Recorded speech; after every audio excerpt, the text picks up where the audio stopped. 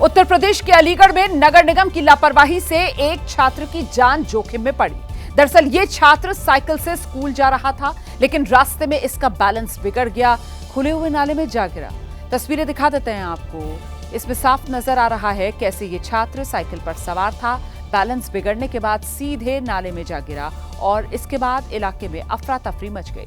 जिन लोगों ने छात्र को नाले में गिरते देखा, फौरन नाले के पास पहुंचे, छात्र को नाले से निकालने की कोशिश शुरू की गई। यह हादसा खैर रोड के गोंडा मोड़ के नजदीक हुआ है। तस्वीर साफ नजर आ रही है। सड़क के किनारे नाला खुला हुआ है। सड़क के किनारे किसी तरह का बैरिकेड भी नहीं लगा। इसी वजह से किसी को भी नाले में गिरने से नहीं बचाया जा सकता। नाले का इस तरह से खुला होना किसी बड़े हादसे को दावत देना है। बावजूद इसके नगर निगम से इसे कवर करने की जहमत नहीं उठाई गई और नतीजा आपके सामने है। स्कूल जा रहा एक छात्र इस नाले में जा गिरा। हालांकि वहां बहुत से लोग आसपास मौजूद थे जिन्होंने छात्र को बाहर निकाल लिया।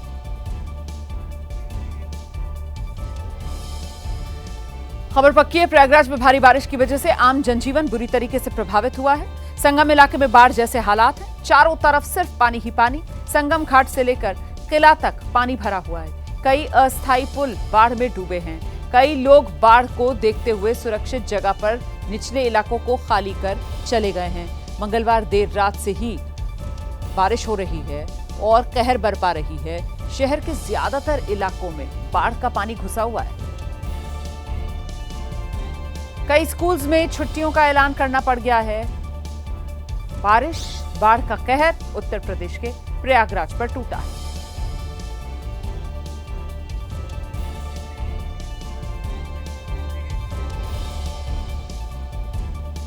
वहीं अमरनाथ यात्रा को लेकर पड़ने वाला जो बालटाल मार्ग है उस पर लैंडस्लाइड हो गई, जिससे हड़कंप मच गया। अचानक पहाड़ से भारी तादाद में मलबा जो है वो नीचे आकर गिरा है। इसे देखने के बाद श्रद्धालुओं के बीच तो हड़कंप की स्थिति थी।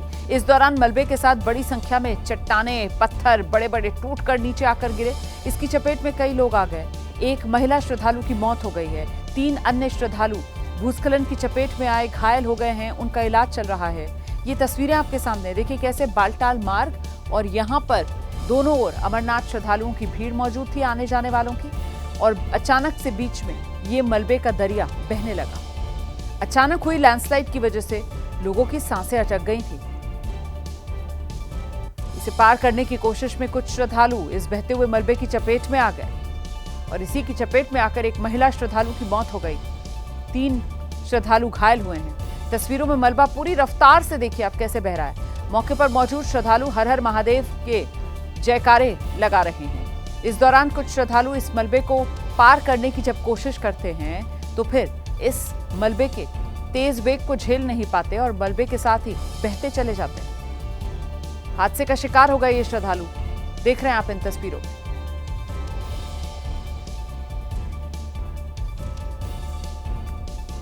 उत्तर प्रदेश के वाराणसी में गंगा नदी का जलस्तर लगातार बढ़ रहा है। इसका असर दिखाई दे रहा है। गंगा के पानी में जो तेजी से इजाफा हो रहा है, हालात ऐसे बन गए हैं कि सभी 84 घाट पूरी तरह जलमग्न हो चुके हैं। यहां तक कि सबसे ऊंचा नमो घाट, वहां तक पानी पहुंच गया। ये तस्वीर देखिए, नमो घाट की तस्वीर है और यहां नमो घाट पर भी पानी पहुंच चुका है। वाराणसी का मशहूर नमो घाट जलमग्न नजर आ रहा है। यहां बने नमस्ते की आकृति में ये जो मूर्तियां हैं वो पूरी तरह जलमग्न नजर आ रही हैं। इस बढ़ते जलस्तर को देखते हुए प्रशासन ने सेल्फी और नाव संचालन पर रोक लगा दी है। यहाँ सुरक्षा एजेंसियां सभी घाटों पर अलर्ट हैं। तो ये नमो घाट की तस्वीर आप देख रहे हैं। देखिए कैसे काशी में सैलाब।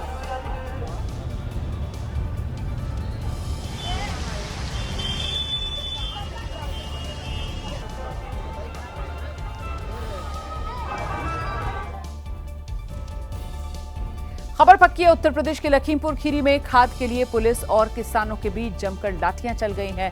किसान खाद न मिलने की वजह से परेशान थे, उग्र प्रदर्शन करने लगे और इसके बाद हुआ जमकर हंगामा। दरअसल शंकरपुर सहकारी समिति पर किसानों की भीड़ जुटी हुई थी। सबको खाद चाहिए थी। लेकिन जब ज्यादातर किसानों को खाद नहीं मिली तो उन्होंने हंगामा करना शुरू कर दिया। नाराज परेशान किसानों ने रास्ता जाम कर दिया, गुस्सा जताने की कोशिश की। पुलिस मौके पर पहुंची, विरोध कर रहे किसानों पर पुलिस ने लाठीचार्ज किया। महिला किसान भी यहां पर मौजूद थी, किसी को पुलिस ने नहीं बख्शा। किसानों और पुलिस के बीच ये महाभारत काफी देर तक यूं ही चलती रही। पुलिस वालों ने किसानों पर जमकर लाठियां भांजी और बाद में उन्हें मौके से खदेड़ा। कई किसानों को पुलिस ने हिरासत में भी लिया। लोगों में खासा गुस्सा देखने को मिल रहा है। सवाल इसलिए भी खड़ा हो रहा है क्योंकि उत्तर प्रदेश के मंत्री ने खाद की किल्लत ना होने का दावा किया था और अब लखीमपुर खीरी में तो इस दावे की पोल खुल गई। खाद के लिए किस तरीके का हंगामा हुआ, तस्वीरें आपके सामने हैं। हरियाणा के यमुनानगर में कावड़ में कार से हल्की टक्कर लगने के बाद कावड़ियों ने जमकर हंगामा कर दिया। कावड़ खंडित होने का आरोप लगाकर कावड़ियों ने मटका चौक पर जाम लगाया। इसकी वजह से काफी देर तक अफरा तफरी रही। वहीं कावड़ियों के हंगामे की जानकारी मिलते ही पुलिस मौके पर पहुंची। पहले जाम हटवाया, उसके बाद रूट डायवर्ट करवाया, मामले को शांत कराने की कोशिश की, लेकिन कावड़ियों ने इस दौरान पुलिस की एक ना सुनी। काफी देर तक कावड़ियों और पुलिस वालों के बीच बहस चलती रही। हालांकि बाद में जब पुलिस ने गाड़ी भेजकर हरिद्वार से जल मंगवाने का भरोसा दिया, तब कहीं जाकर प्रदर्शन करने वाले कावड़िए सड़क से हटे।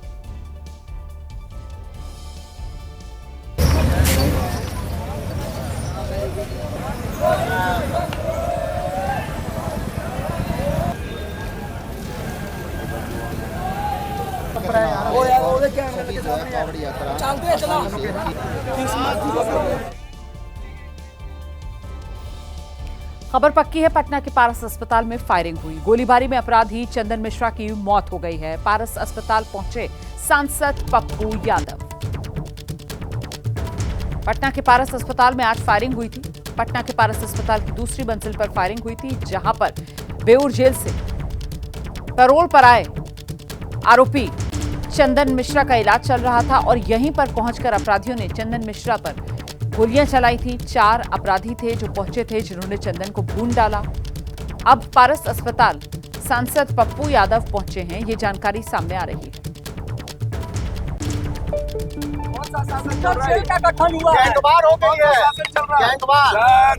कौन सा शासन? ये कोई शासन बचा है? अब भी कोई शासन है? लखीसराय में जाके ये माफिया राज खत्म कर रहे हैं। वो बोल रहा है माफिया। अरे माफिया को पालते हो और माफिया राज खत्म करते हो। नीतीश कुमार तो सरकार चलाने को बचाते हैं। कौन सा शासन का गठन हुआ? पप्पू यादव को आप सुन रहे हैं। पारस अस्पताल पहुंचे और सीधे सीधे नीतीश कुमार पर हमला बोलते हुए कि नीतीश से बिहार संभल नहीं रहा, नीतीश कुमार शासन चला नहीं पा रहे हैं और कोई शासन बचा ही नहीं है बिहार में, ये पप्पू यादव की तरफ से कहकर घेराबंदी नीतीश सरकार की गई। राजधानी दिल्ली से इस वक्त बड़ी खबर सामने आ रही है।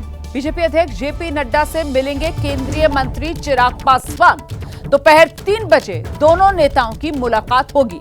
बिहार चुनाव में चिराग पासवान के चुनाव लड़ने की खबरों के बीच बीजेपी अध्यक्ष के साथ ये महत्वपूर्ण मुलाकात है चिराग पासवान की। इतना ही नहीं, चिराग पासवान खुद कानून व्यवस्था को लेकर अपनी ही गठबंधन सरकार बिहार में एनडीए सरकार उसको लगातार निशाने पर ले रहे हैं और इस सब के बीच बीजेपी अध्यक्ष जेपी नड्डा से चिराग पासवान की आज दोपहर 3 बजे मुलाकात होगी।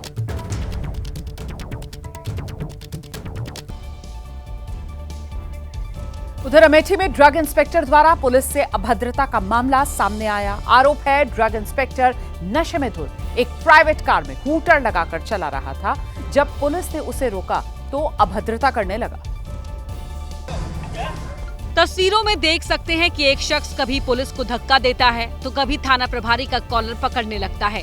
ये कोई और नहीं, अमेठी में तैनात ड्रग्स इंस्पेक्टर कमलेश मिश्रा है, जो एक प्राइवेट कार में हूटर लगाकर कार चला रहा था। लेकिन जब पुलिस ने इसे रोकने की कोशिश की तो ये उल्टा पुलिस को धमकाने लगा।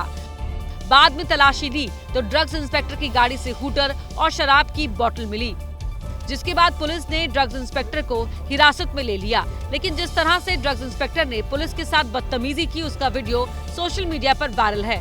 बता दें कि ड्रग इंस्पेक्टर कमलेश मिश्रा पहले भी विवादों में रह चुके हैं। करीब 1 साल पहले अमेठी के मेडिकल कारोबारियों ने उन पर अवैध तरीके से वसूली का आरोप लगाया था। उत्तराखंड के रुद्रप्रयाग में उस वक्त हड़कंप मच गया जब केदारनाथ धाम से दर्शन कर लौट रहे श्रद्धालुओं की एक कार खाई में जा गिरी। बेहतर यह हुआ कि किसी तरीके की कोई जान का नुकसान नहीं हुआ। कार में 9 लोग सवार थे। सभी दर्शन कर सोनप्रयाग के रास्ते लौट रहे थे।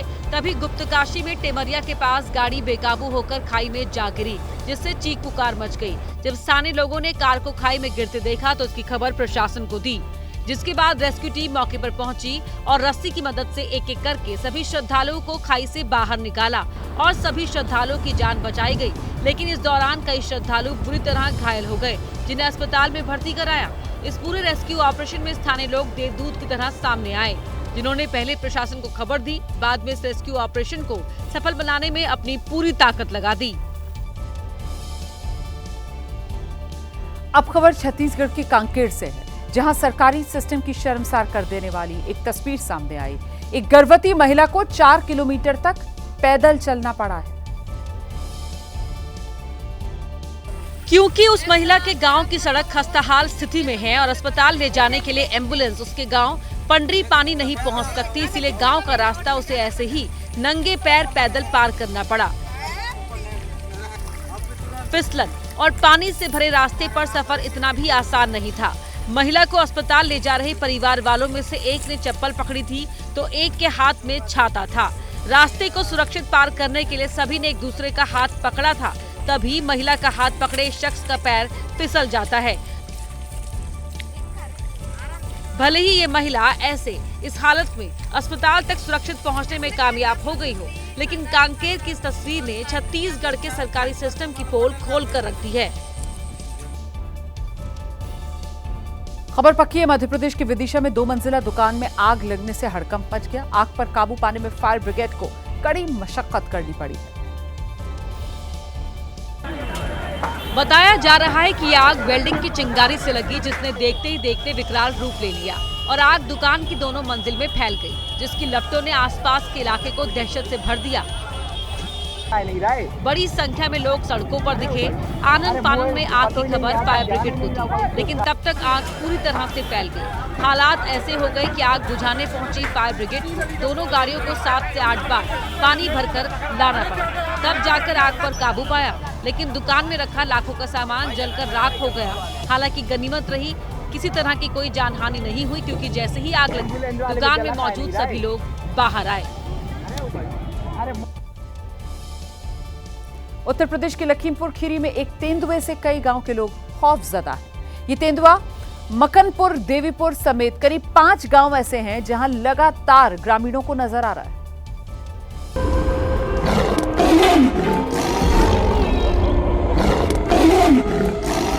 और इसका नया वीडियो भी सामने आया है, जहां कुछ ग्रामीणों ने कुछ दूर से खेत के पास आराम कर रहे इस तेंदुए का वीडियो बनाया, जिसमें वो इत्मीनान से बैठा दिख रहा है। हालांकि कुछ शोर सुनते ही ये वापस जंगल की ओर लौट जाता है।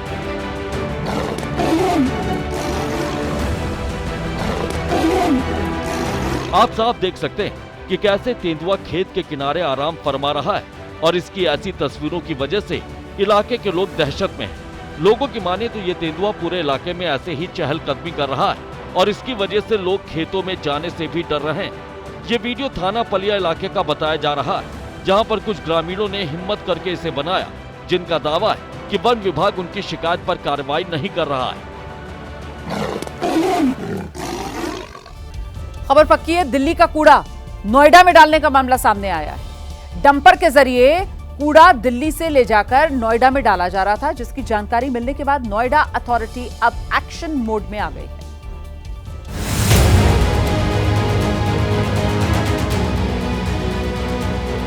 जैसे ही नोएडा अथॉरिटी को इसकी भनक लगी तो फौरन ही एक्शन लिया गया। दिल्ली से कूड़ा भरकर लाए गए 7 डंपर पकड़े गए। मामला खुलने के बाद इसकी जांच की गई तो सामने आया कि अभी तक दिल्ली से नोएडा करीब 200 मीट्रिक टन कूड़ा लाकर डाला जा चुका है।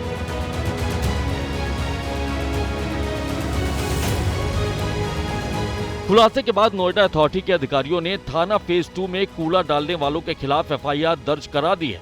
वहीं जिन 7 डंपर के जरिए दिल्ली का कूड़ा लाया गया था, उन्हें भी सीज कर दिया गया है।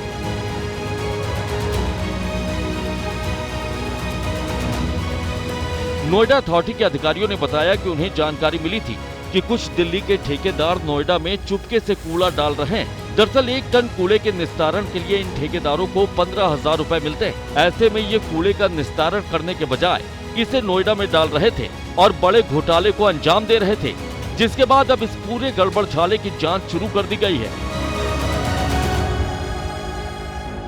बिहार के मंत्री अशोक चौधरी का बयान सामने आया है। पारस अस्पताल हत्याकांड को लेकर अशोक चौधरी कह रहे हैं कि घटना की अभी पूरी जानकारी नहीं है, देखना पड़ेगा अस्पताल प्रशासन क्या कर रहा था। अस्पताल प्रशासन पर ही कहीं ना कहीं ठीकरा फोड़ते हुए मंत्री अशोक चौधरी नजर आ रहे हैं। कह रहे हैं घटना की पूरी जानकारी नहीं है, अस्पताल प्रशासन क्या कर रहा था देखना पड़ेगा। के अंदर जी हमको जानकारी नहीं है। अस्पताल प्रशासन क्या कर रहा था देखना पड़ेगा, सीरियस मामला। उत्तर प्रदेश के हापुड़ में एक शख्स को ऑनलाइन फूड ऑर्डर करना महंगा पड़ गया। ग्राहक का ऑर्डर जब तक उसके पास पहुंचा, उसकी तो डिश ही बदल गई थी।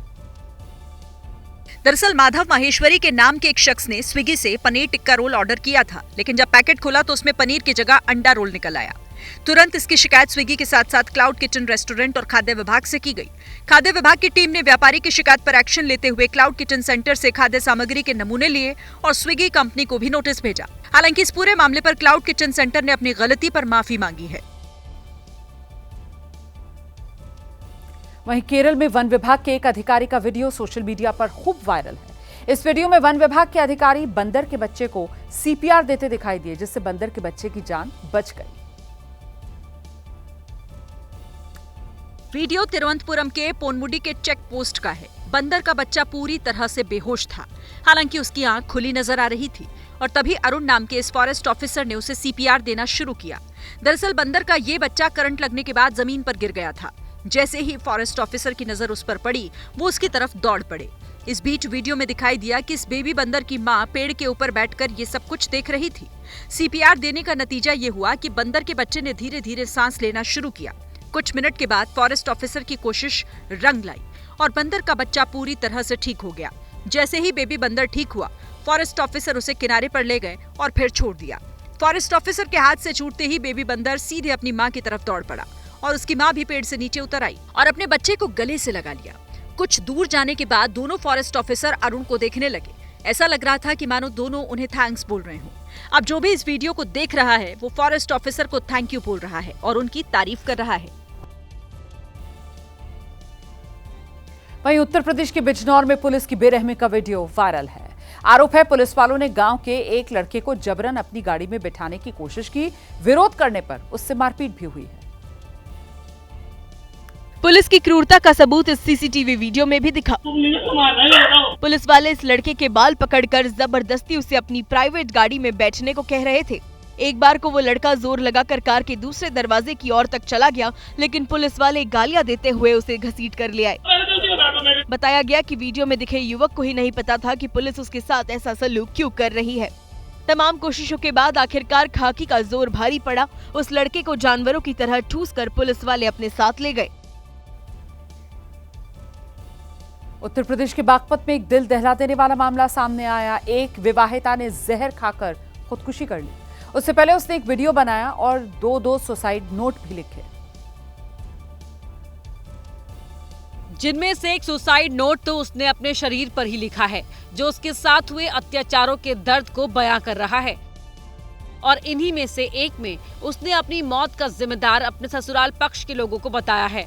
मेरी मौत के जिम्मेदार मेरे पति और उनका समस्त परिवार ही होगा। यह बात मैं पूरे होशो-हवास में और बिना किसी दबाव के बोल रही हूँ। बागपत के रठौंडा गांव की मनीषा ने दहेज उत्पीड़न और मानसिक प्रताड़ना से तंग आकर मंगलवार को आत्महत्या कर ली। मनीषा अपने मायके में रह रही थी और पिछले कई महीनों से गहरे मानसिक तनाव से जूझ रही थी। मेरे पापा ने मेरी शादी में 20 लाख रुपए लगाए हैं, पर 20 लाख रुपए लगाए हैं। उन्होंने बुलेट भी दी है, सारा सामान फर्नीचर सब कुछ दिया है, पर उन लोगों को कार चाहिए। मनीषा की शादी कुंदन से साल 2023 में हुई थी। शादी के कुछ महीनों बाद ही ससुराल वालों ने दहेज के लिए दबाव बनाना शुरू कर दिया और शारीरिक प्रताड़ना भी देने लगे। कार के कारण मुझे बहुत परेशान कर रहे हैं, रोज पीटते हैं। एक बार मुझे बिजली का करंट से मारने की कोशिश भी की, पर मैं बच गई। आत्महत्या से पहले मनीषा गर्भवती थी। वीडियो में उसने जबरन गर्भपात कराने का आरोप भी लगाया है। मनीषा ने 3 मिनट 29 सेकंड का वीडियो बनाया, दुनिया को अलविदा कह गई। मनीषा का ये कदम न सिर्फ एक महिला की टूट चुकी आत्मा को दर्शाता है, बल्कि दहेज जैसी सामाजिक बुराई की एक और दर्दनाक मिसाल भी हमारे सामने है। जिसके बाद अब यूपी पुलिस ने मनीषा के शव को पोस्टमार्टम के लिए भेजकर जांच शुरू कर दी है। प्रथम दृष्टया मामला पूरा डाउरी डेथ का लगता है ये, और महिला ने कल रात में ऐसा प्रथम दृष्टया जांच में लग रहा है कि उसने जहर खाई है और सुसाइड किया है, किंतु फिर भी ये मामला 304B का जो पुराना धारा है, पुरानी है, वो इसमें दर्ज हम लोग करा रहे हैं। इसमें मामले की गंभीरता से जांच के लिए पुलिस मनीषा के मोबाइल और दूसरे दस्तावेजों की जांच भी करेगी। फिलहाल मनीषा के मायके में सन्नाटा है, परिवार गहरे शोक में है और गांव में मातम पसरा हुआ है। मानसिक प्रताड़ना से जूझ रही मनीषा पर दहेज को लेकर टॉर्चर इतना बढ़ा कि वो अपने मायके वापस आ गई। वहीं उसने खुद के दर्द, उत्पीड़न और बेबसी की कहानी बयां की। पता चला कि पेट में बच्चा है, पर डॉक्टर ने दवा भी लिखी। कुंदन जी दवाई मेरी नहीं लाए। अपने हाथ पैर पर मारकर से सुसाइड नोट लिखा, जिसमें उसने अपने साथ हो रही प्रताड़ना और अपमान को दुनिया के सामने लाने की कोशिश की। खबर पक्की है, सरकार ने तय किया है कांवड़ यात्रा में जो डीजे शामिल होगा उसकी ऊंचाई 10 फीट, चौड़ाई 12 फीट से ज्यादा नहीं होगी। नियम यह भी है कि धर्म और जाति की प्रशंसा वाले गाने नहीं बजाए जाएंगे। हालांकि जब एबीपी न्यूज की टीम ने इसकी पड़ताल की तो हमने पाया कांवड़ यात्रा में सरकारी नियमों की जमकर धज्जियां उड़ाई जा रही हैं। और आलम यह है कि यूपी के कांवड़िए बेखौफ है। यूपी में जो डीजे कांवड़ यात्रा के साथ चल रहे हैं उनकी ऊंचाई 12 से 15 फीट है और चौड़ाई भी कांवड़िए खुद तय कर रहे हैं। उत्तराखंड गए थे तब कोई दिक्कत नहीं हुई थी? दिक्कत हुई थी, ये हमने यूपी में आके लगाया सारा। 10 फुट आई थी वहाँ पे। वहाँ पर मतलब क्या था, पालन करा था 10 फीट का, यहाँ पर 2 फीट ऊपर कराए। मतलब कांवड़िए उत्तराखंड में तो नियम कायदों को मान रहे हैं, लेकिन यूपी में घुसते ही वही लोग नियमों को तार-तार कर देते हैं। उत्तराखंड का सारा नकली है उधर का सब। उत्तराखंड की पुलिस बहुत गंदी है भाई, टोल टैक्स पे इतने डंडे मारे। वो अलग बात है कि सीएम योगी खुद कांवड़ियों पर पुष्प वर्षा करते हैं, लेकिन आज कांवड़िए यूपी सरकार की गाइडलाइन का पालन करते नहीं दिखते। उधर समाजवादी पार्टी के सांसद इकरा हसन के तेवर यूं तो राजनीति में काफी तल्ख रहते हैं, लेकिन सार्वजनिक कार्यक्रमों में अक्सर बढ़ चढ़कर हिस्सा लेती हैं। इस बार भगवा गमछा पहने नजर आई। इकरा हसन का ऐसा ही एक वीडियो वायरल हो रहा है जिसमें वो गंगा जमुनी तहजीब की मिसाल पेश कर रही हैं। दरअसल इकरा हसन सहारनपुर में शिव सेवा कांवड़ शिविर में पहुंची और यहाँ पर उन्होंने न सिर्फ शिव भक्तों की सेवा की बल्कि अपने हाथों से उन्हें खाना भी परोसा। इस दौरान इकरा हसन ने कहा कि देश की संस्कृति इसी तरह प्यार और अमन के साथ आगे बढ़ती रहे। इतना ही नहीं, उन्होंने ये भी कहा कि हमें सभी धर्मों का सम्मान करना चाहिए और उनके कार्यक्रमों में हिस्सा लेना चाहिए। उधर कांवड़ यात्रा को लेकर कांवड़ियों का उत्पात अभी चल ही रहा था कि इस पे सियासत शुरू हो गई। मध्य प्रदेश के पूर्व मुख्यमंत्री कांग्रेस सांसद दिग्विजय सिंह ने सोशल मीडिया पर एक पोस्ट किया जिस पर विवाद है। क्योंकि मेटा पर पोस्ट करते हुए दिग्विजय सिंह ने 2 तस्वीरें शेयर की। एक तस्वीर में कांवड़ यात्रा को सड़क पर दिखाया गया, जबकि दूसरी तस्वीर में सड़क पर नमाज अदा करते लोग नजर आ रहे हैं। ये 2 तस्वीरें शेयर करते हुए दिग्विजय सिंह ने सवाल उठाए और पूछा कि एक देश में 2 कानून क्यों। हालांकि दिग्विजय सिंह के इस पोस्ट पर बीजेपी ने तीखी प्रतिक्रिया दी। मध्य प्रदेश के मंत्री विश्वास सारंग ने दिग्विजय सिंह को मौलाना करार देते हुए सनातन विरोधी बता दिया। मौलाना दिग्विजय सिंह केवल सनातन का विरोध करते हैं। कांवड़ यात्रा जैसी पावन पर्व को भी वो विवादास्पद करना चाहते हैं। विश्वास सारंग ने कहा कि भगवा को आतंकवाद से जोड़ने वाले दिग्विजय सिंह सनातन को बदनाम करने का काम कर रहे हैं। उत्तर प्रदेश के मुरादाबाद में जगह जगह कुछ पोस्टर्स लगाए गए हैं। इन पोस्टर्स के जरिए हिंदू समुदाय के लोगों को सावधान रहने के लिए कहा गया है। बिजली के खंभे पर लगे इस पोस्टर पर लिखा है, धर्म बदलकर मोमोज, पास्ता, चाउमीन, बर्गर जैसी चीजें बेचकर हिंदुओं का धर्म भ्रष्ट किया जा रहा है। कृपया हिंदू सावधान रहें। यानी एक तरह से लिखा गया है कि अगर मुस्लिम के हाथ का बना खाना खाएंगे तो धर्म भ्रष्ट हो जाएगा। हालांकि ये पोस्टर किसने लगवाई ये साफ नहीं है। ये पोस्टर ऐसे वक्त में लगाए गए हैं जब कांवड़ मार्ग की दुकानों पर नेम प्लेट का मुद्दा गरमाया हुआ है। उधर छत्तीसगढ़ की राजधानी रायपुर के गांव बिरोदा में एक कच्चे घर में बुजुर्ग दंपत्ति की हत्या कर दी गई, जिससे पूरे इलाके में दहशत। घर के अंदर मिली दोनों की लाश खून से लथपथ थी। शरीर पर मिले चोट के निशान इस बात का इशारा कर रहे हैं कि हत्या पूरी प्लानिंग के साथ की गई है। मृतक भूकन ध्रुव की उम्र 62 साल और उनकी पत्नी रुक्मणी ध्रुव की उम्र 60 साल बताई जा रही है। वहीं सूचना मिलते ही पुलिस के वरिष्ठ अधिकारी भारी पुलिस बल के साथ घटनास्थल पर पहुंचे। पुलिस टीम के साथ एफएसएल और डॉग स्क्वाड की टीम भी पहुंची। शुरुआती जांच में दोनों की धारदार हथियार से गला रेतकर हत्या की बात सामने आई। फिलहाल पुलिस ने हत्या का केस दर्ज कर लिया है। दोनों के शवों का पंचनामा भर पोस्टमार्टम के लिए भेज दिया है। इस वारदात से पूरा गांव सदमे में है। मध्य प्रदेश के विदिशा में आरपीएफ ने मानव तस्करों के चंगुल से 20 बच्चों को छिड़ाया। इन्हें काम कराने के लिए बिहार के कटिहार से मुंबई लेकर जाया जा रहा था, लेकिन वक्त रहते एक एनजीओ को ये जो बच्चों की ट्रैफिकिंग की जा रही थी, इसकी जानकारी मिल गई। विदिशा सोशल वेलफेयर सोसाइटी ने तुरंत आरपीएफ को जानकारी दी।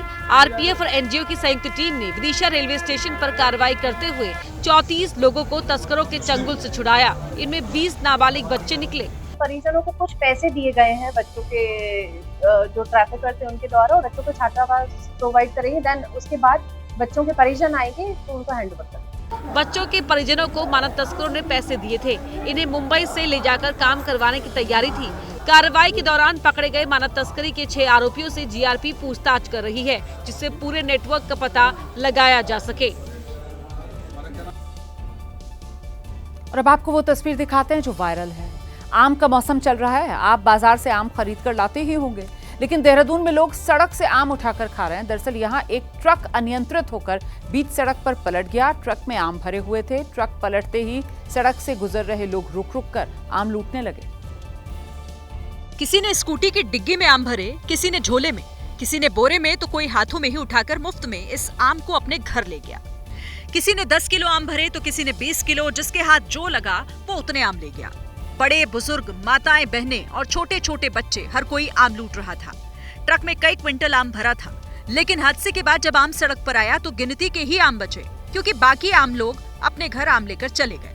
रास्ते से गुजर रहे लोगों ने भी कोई कसर नहीं छोड़ी। जितना आम उनके हाथ लगा उतना ले गए। सड़क पर स्थिति ऐसी बन गई कि आम लूटने के चक्कर में जाम लग गया। बाद में पुलिस ने लोगों को खदेड़ा और रूट डाइवर्ट करके हालात को कंट्रोल किया। कुछ दिन पहले आपने बिहार की एक तस्वीर देखी थी जहां सड़क के बीच में पेड़ नजर आए थे। अब आपको हिमाचल प्रदेश का हाल दिखा देती हूं। यहां सड़क के बीचों बीच बिजली के खंभे लगे हुए हैं। हिमाचल प्रदेश का विकास देखकर आपका माथा चकरा सकता है, क्योंकि विकास ही ऐसा हुआ है। ये सिरमौर के पावंटा साहिब का इलाका है, जहां करोड़ों रुपए की लागत से सड़क तो बनवा दी गई, लेकिन बिजली के जो खंभे थे वो अंगद के पांव की तरह यहीं जमे रह गए। दिन में तो लोगों को ये खंभा नजर आ जाता है, लेकिन रात के वक्त कभी कभी यहाँ पर हादसा हो जाता है। लोग कहते हैं कि यहाँ कई बार हादसे हो भी चुके हैं। कहा जा रहा है कि पीडब्ल्यूडी और बिजली विभाग में तालमेल की कमी के चलते ऐसी सड़क बन गई जिसका खामियाजा यहाँ के लोग भुगत रहे हैं। सिर्फ यही नहीं, आसपास कुछ और खंभे हैं जो सड़क में धंसे हुए हैं और उन्हें हटाने वाला कोई नहीं। उधर मध्य प्रदेश के गुना में जहरीले कोबरे के साथ खिलवाड़ करना एक सर्प मित्र के लिए जानलेवा साबित हुआ। मौत से ठीक पहले इस सर्प मित्र ने एक जहरीले कोबरे का रेस्क्यू किया था। ये हमारा दीपक भाई। लेकिन कोबरा को जंगल में छोड़ने की बजाय सर्प मित्र उसे अपनी गर्दन में लपेटकर नुमाइश करने लगे। बताया गया कि इस घटना से ठीक पहले सर्प मित्र दीपक महावर अपने बेटे को लेने स्कूल जा रहे थे, तभी उन्हें एक मकान में कोबरा होने की जानकारी मिली। दीपक ने कोबरा का सफल रेस्क्यू किया और उसे अपनी गर्दन में लपेटकर बच्चे को लेने स्कूल पहुंच गए। कहा जा रहा है कि इसी दौरान जहरीले कोबरा ने दीपक को काट लिया। उनको तुरंत राघोगढ़ के अस्पताल पहुंचाया गया, जहां से उन्हें गुना रेफर कर दिया गया। इलाज के बाद दीपक घर लौट आए, लेकिन रात में तबीयत बिगड़ने की वजह से उनकी मौत हो गई। जहरीले कोबरा से इस जानलेवा खिलवाड़ ने एक पिता से उसका बेटा और एक बेटे से उसका पिता छीन लिया। तेलंगाना के नागर कर्नूल जिले के एक गर्ल्स हॉस्टल में सांप निकलने से हड़कंप मचा। आनंद फानन में वन विभाग को बुला लिया गया। सांप का रेस्क्यू कर जंगल में उसे छोड़ा गया। सांप ज्योतिराव फुले गर्ल्स हॉस्टल के बाथरूम में एक बाल्टी के पीछे छिपा हुआ था, जिसे देखकर छात्रों में दहशत मच गई। तुरंत वन विभाग की टीम को बुलाया गया। टीम पहुंची तो सही, लेकिन सांप को पकड़ने के लिए उसे कड़ी मशक्कत करनी पड़ी। हालांकि काफी देर बाद सांप को पकड़कर एक बोतल में बंद किया गया, जिससे छात्राओं ने राहत की सांस ली। हालांकि इस इलाके में सांपों का निकलना आम बात है, जिसकी वजह से छात्रों में अक्सर खौफ का माहौल बना रहता है। देश भर में नाग पंचमी के दिन सांपों को दूध पिलाने की एक परंपरा रही है, पर देश में एक ऐसा भी गांव है जहां नाग पंचमी के मौके पर नदी से सैकड़ों जहरीले सांपों को निकालने का मेला लगता है। इतना ही नहीं, यहाँ के लोग नदी से निकालने वाले सांपों के साथ ऐसे खेलते हैं जैसे कोई बच्चों का खेल हो। इस अद्भुत, हैरत अंगेज और दिलों में सिहरन पैदा करने वाले नजारे को देखने के लिए हजारों लोग दूर दूर से आते हैं।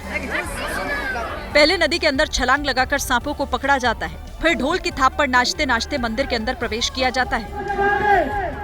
बच्चे तो सांपों को ऐसे पकड़ते हैं मानो ये उनके दोस्त हो। बेगूसराय के नवटोल गांव में ये परंपरा लगभग 300 सालों से चली आ रही है। खबर पक्की है, बड़ी दर्दनाक खबर इराक से आई है। एक शॉपिंग मॉल में भीषण आग लग गई, 50 लोगों की मौत की खबर है। हादसा इराक के कुछ शहर में हुआ है। तो इराक के शॉपिंग मॉल में आग लग गई, 50 लोगों की मौत की खबर है। ये कुछ शहर है इराक का और यहीं पर ये शॉपिंग मॉल जिसमें अचानक आग लग गई। आग भी ऐसी भीषण जो 50 लोगों को लीक गई।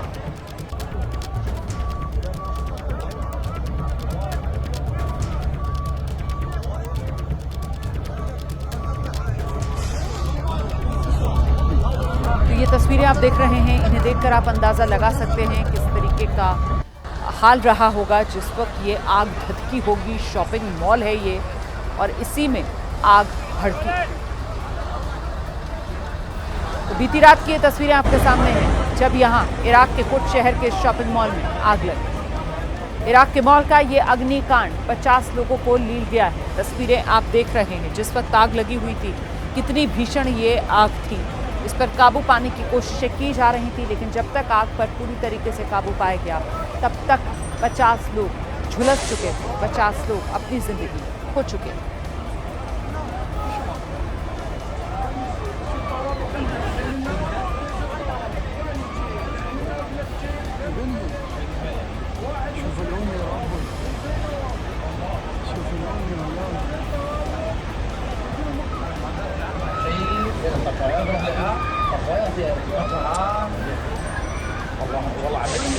तो इराक की तस्वीरें आप देख रहे हैं। पूर्वी इराक में ये कुछ शहर और यहीं इस कुछ शहर में एक हाइपरमार्केट जिसमें भीषण आग लग गई। बहुत से ग्राहक मौजूद थे जिस वक्त मॉल में आग लगी और मॉल में कर्मचारी मौजूद थे जिस वक्त ये आग लगी। देखें किस तरीके से लोगों को बचाने के लिए कोशिशें की गई थी यहाँ पर, लेकिन फिर भी 50 लोगों की मौत हो चुकी। इतनी भीषण आग थी कि इस आग पर काबू पाने में खासा वक्त लगा।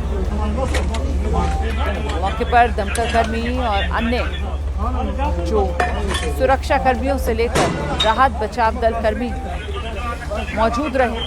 आग बुझाने की कोशिशें की गईं, लेकिन जब तक आग बुझती 50 लोगों की मौत हो चुकी। खबर पक्की है, मध्य प्रदेश के जबलपुर में जिम ट्रेनर पर लव जिहाद का आरोप लगा। हिंदुवादी संगठनों ने विरोध में थाने का घेराव भी किया। सबसे हैरानी वाली बात तो यह है कि आरोपी का नाम अमन खान था, लेकिन वो खान की जगह अपने नाम के पीछे राज लगाता था ताकि उसकी पहचान छिपी रह सके। युवती ने आरोप लगाया कि अमन ने न सिर्फ उसे कई बार गलत तरीके से छुआ, बल्कि उस पर धर्म परिवर्तन करने का भी दबाव बनाया। युवती जब युवक की शिकायत लेकर थाने पहुंची तो वहां कुछ हिंदूवादी संगठन भी आ गए और थाने का घेराव किया। फिलहाल पुलिस ने कार्रवाई करते हुए आरोपी अमन खान को गिरफ्तार कर लिया है। हिंदूवादी संगठनों की मांग है कि शहर के सभी फिटनेस सेंटर्स में महिला जिम ट्रेनर नियुक्त किए जाएं, ताकि लड़कियों के साथ होने वाले शारीरिक शोषण को रोका जा सके। उत्तर प्रदेश के फर्रुखाबाद में पुलिस प्रताड़ना से तंग आकर एक शख्स ने खुदकुशी कर ली। अधिकारियों ने एक्शन लेते हुए दोनों पुलिसकर्मियों को लाइन हाजिर किया है। यशवंत यादव और महेश, हैंडराइटिंग से पैंट पर लिखे ये सिर्फ दो लोगों के नाम नहीं है। ये नाम है उन कातिलों के जिन्होंने एक शख्स को चौकी के अंदर इतना पीटा कि उसे आत्महत्या के लिए मजबूर कर दिया। फर्रुखाबाद के दिलीप राजपूत ने अपनी आखिरी सांस से पहले पुलिस वालों के नाम अपनी पैंट पर लिखे। इंसाफ की आस लिए दिलीप पुलिस चौकी पहुंचा था, लेकिन उसे क्या पता था कि जिंदगी का आखिरी दिन होने वाला है। दरअसल 14 जुलाई को दिलीप और उसकी पत्नी नीरज में विवाद हुआ। पत्नी ने पुलिस में शिकायत की तो दिलीप को बुलाया गया। आरोप है कि चौकी में समझौते के लिए दिलीप से 50,000 रुपए मांगे गए। पैसे न देने पर मारपीट हुई और 40,000 में मामला रफा दफा हुआ। घर लौटकर दिलीप ने अपनी पैंट पर अपने ससुराल वालों और 2 सिपाहियों यशवंत यादव और महेश का नाम लिखकर उन्हें अपनी मौत का जिम्मेदार ठहराया। सुबह उसका शव फंदे से लटका मिला। फिलहाल एसपी के आदेश पर दोनों आरोपियों के खिलाफ केस दर्ज कर उन्हें लाइन हाजिर कर दिया गया है।